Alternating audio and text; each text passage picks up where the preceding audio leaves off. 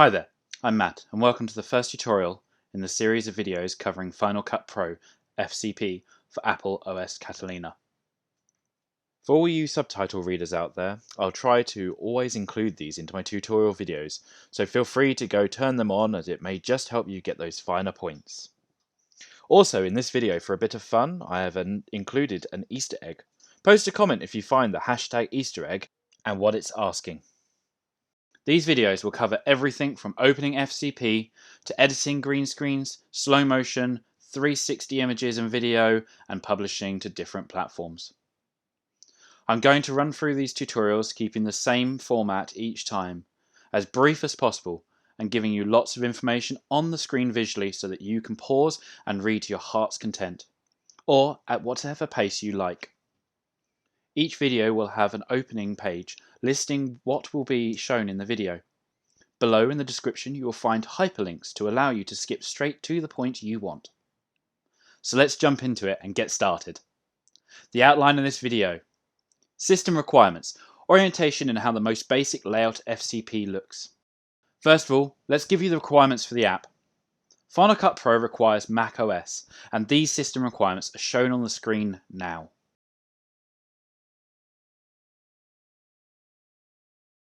To open FCP, once you have downloaded the app, go to the taskbar below and simply click on the FCP logo. If it is not found here, then you will find it in your Launcher or Applications folder. Now that you have your software open, I'll continue by talking you through the layout of this system. At the very top of the application screen, there are 3 buttons to the right of the normal 3 for closing the app and so on. These 3 app-specific buttons are from left to right. The importer. This button opens a dialog box into the file system on your Mac. You can then locate your media. More on this in the next tutorial, lesson 2. Keyword editor. This accesses the editor for the keywords for your current project video. It's not something I usually use too much, but we will cover this in later videos. And finally, the background task window. This is where you'll find any and all information about what is happening behind the scenes and why maybe your Mac seems like it has taken a trip into the Stone Age for the speed it's giving you. Below, but still in the top left, is where you find your library.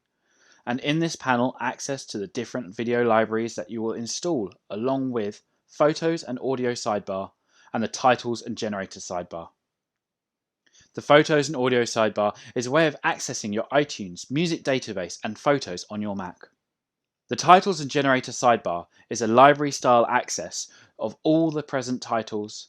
These are for implementing text like credits and information you wish to skyline across the bottom of your screen. And generators are where you will find the preset backgrounds and elements. Both of these we will cover in more detail when we're using them in later tutorials. And if I've already done a tutorial fully covering anything in this video, I will try and get a quick link call out to appear in this video as a link throughout.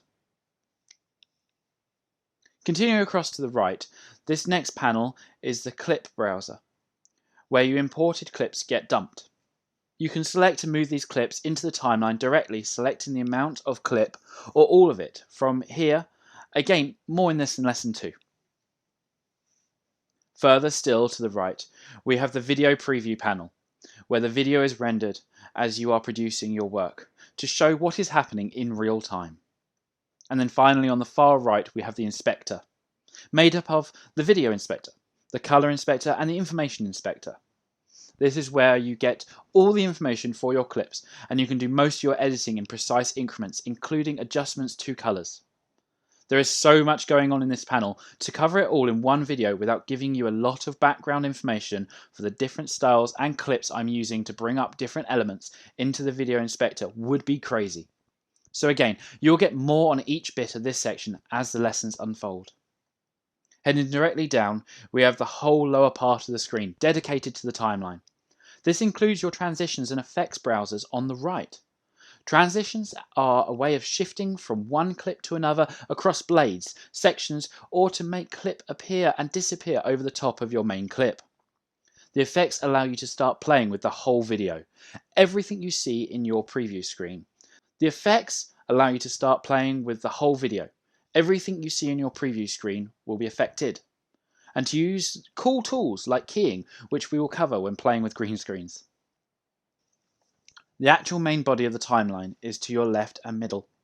This is where the clips are dragged into and sorted, bladed and positioned.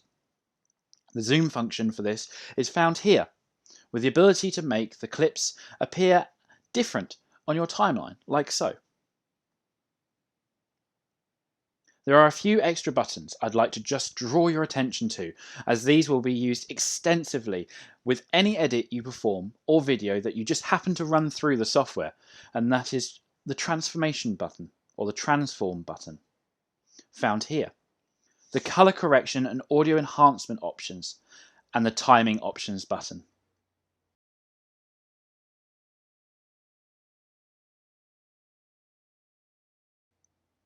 Thank you for watching this first tutorial. The next video will see you importing clips, building a timeline, blading, rendering videos, and different publishing methods. If I've forgotten anything you think should have been in this video, then feel free to let me know. These videos will evolve as I go through and hopefully get better. Thank you once again.